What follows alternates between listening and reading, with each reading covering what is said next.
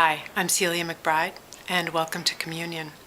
In this episode, I'm talking to Oliver Steins, who is a photographer and the proprietor of Ganaraska Art and Framing in Port Hope, Ontario, Canada. I wanted to commune with Oliver because I heard him describe himself as a militant atheist and a very spiritual person. And I was really curious about that. So here's our conversation. Militant is not just to be atheist, but the punctuation mark in after militant is that I believe that it's a very harmful. That religion's not just being atheist, but being militant is that it's harmful to society. I believe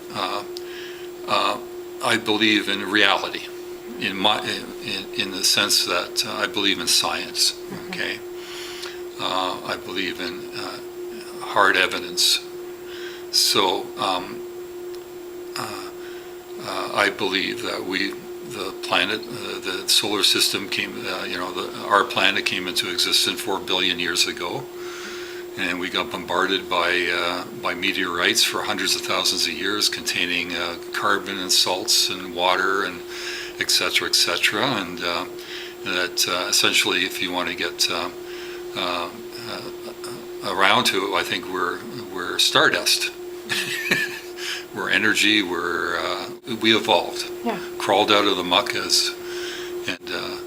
and we've only been here a short time. Spirituality and religion sort of intertwine a little bit. So, and that's why when the assumption when I bring that up about spirituality or that I'm spiritual, I don't mean religious. But the best I can do is relate to you the experience I had, and that was going up the Dempster Highway and up to the Ogilvie Mountains and seeing and just how how elated I was, how awe-inspiring the hope that I was this little speck on this planet, and amongst all this, that there's nobody around. And the constant change of there's always the temperature, or the climate is always changing, right? There's the sun's beaming 1 second, then there's a cloud moving in, and the wind, and you just sort of get a sense. And I just felt very moved, very spiritual at that point. I had that connection that I'm just this person, this animal here on this planet, right? And I'm insignificant. I really am. But at the same time, I'm not depressed about it. I'm very elated, and very happy, and I still, even when I look, I get very emotional about it. And that's sort of like the bucket list. The ultimate bucket list would be, if I still have my mental faculties about me when the time comes of my passing. That's what I want on my. I'm going to write it in a will or something. I want to go there. And that would be my final stop. Get in a lawn chair and just look over that. And that would be I would like to exit that way. So that connection. That connection, yeah. That energy. Yeah. That even if we're space dust, even if we're a speck, there is a sense of connectivity that happens for you, and it's elating. Yeah. And there's some things I can't explain. And as of recent, the last couple of years, I've been getting more into trying to find out what's synchronicity. Okay, I'm very open to that. I don't know what it is, but I'm not embracing it, but I'm not denying it. Right. I am accepting it. Right. So it's in my subconscious every single day, and I just get chills. If not every day, but at least several times a week, I experience it. And it can be, and it can't be it can't be the laws of probability. You think about, it can't be. I think of somebody, and they appear, and I just don't. A new path opens up. Even just the fact that I'm here, I don't. One thing, all my life, I've reinvented myself about 3 or 4 times. And it was not by it was just happenstance. Things opened up.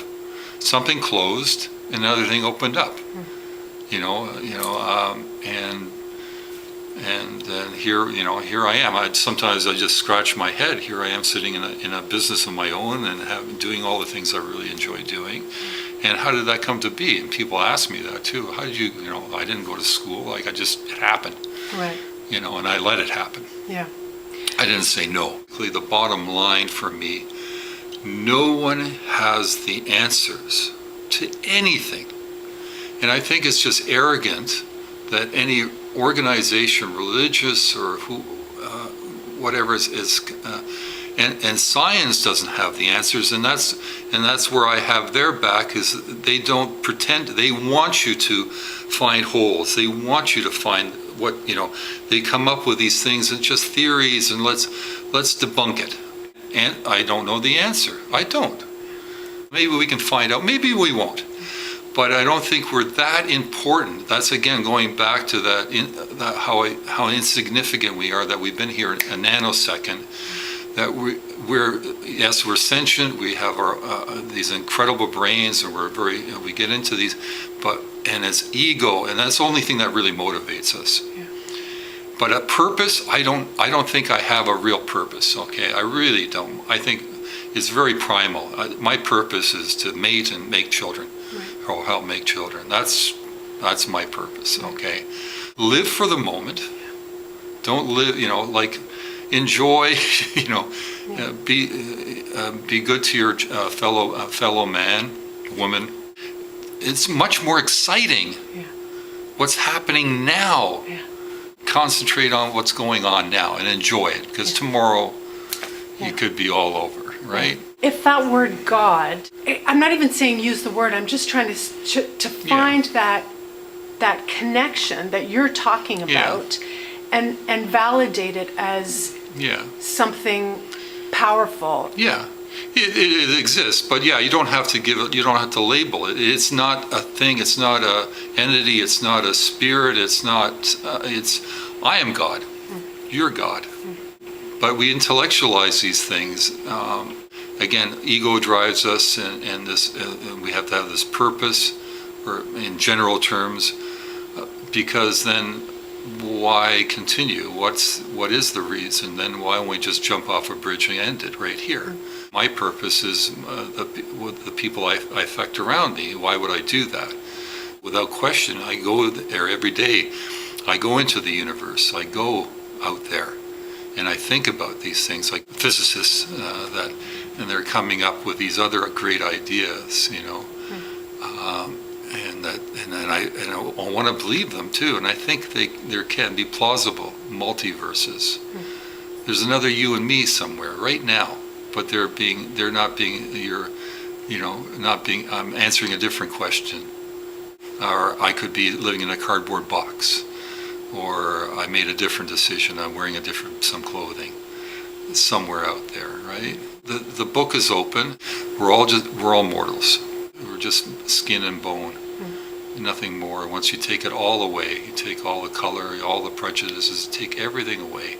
We're all from the same mother, and we're still all such knuckle draggers. Is there a sense in you that energy is eternal? Oh yes, but what it manifests. Oh yeah, no, yeah, yes, I do. I think we are like, that rock, that chair, that creek, that Oliver, that is that energy. Yeah, there is that energy. Yeah, we are. But where it goes or what happens to it, it is eternal. Yeah, I believe that. You can't help but beg the question, where did it all come from, right? Like how did this all come about? Because I don't know, but I'll keep asking, and that's what keeps me motivated and keeps me interested in life. So thanks very much to Oliver Steins for sharing with us his deeper feelings about what we know and what we don't know.